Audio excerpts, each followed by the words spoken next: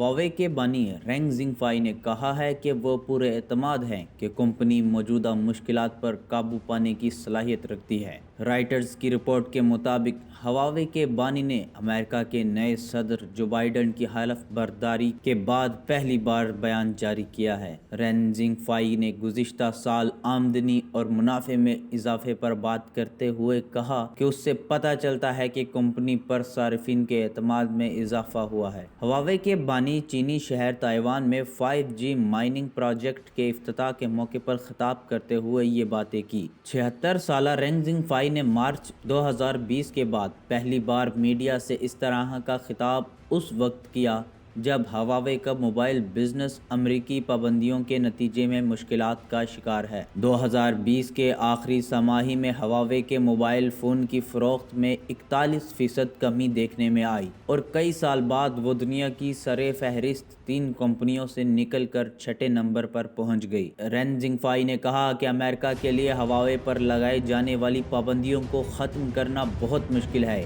मगर तवक्को है कि नई अमरीकी इंतज़ामिया ओपन पॉलिसी अख्तियार करेगी। उन्होंने तवक्को जाहिर की कि जो बाइडन की इंतज़ामिया अमरीकी कंपनियों के मफादात को मद्देनज़र रख कर पॉलिसी को तश्कील देगी। उनका कहना था, हमें तवक्को है कि नई अमरीकी इंतज़ामिया अमरीकी कंपनियों के फ़ायदे और अमरीका की मुआशी तरक्की के लिए ओपन पॉलिसी को तश्कील देगी। उन्होंने कहा कि वो सदर जो बाइडन की कॉल को खुशामदीद कहेंगे। ख्याल रहे कि हवावे को साबिक सदर डोनाल्ड ट्रंप ने मई 2019 में ब्लैक लिस्ट कर दिया था और अमरीकी कंपनियों को उसके साथ काम करने से रोक दिया था। अगस्त 2020 में उन पाबंदियों को मजीद सख्त करते हुए हवावे को अमरीकी टेक्नोलॉजी की फ़रोख्त को मुकम्मल तौर पर रोक दिया गया, बल्कि उसका इतलाक उन गैर मुल्की कंपनियों पर भी किया गया जो अमरीकी टेक्नोलॉजी का इस्तेमाल करती हैं। हवावे के बानी ने कहा कि वो कंपनी की बका की सलाहियत पर एतमाद रखते हैं, चाहे मोबाइल बिजनेस बदस्तूर दबाव में ही क्यों न रहे। उनका कहना था कि कंपनी की जानिब से माइनिंग टेक्नोलॉजी,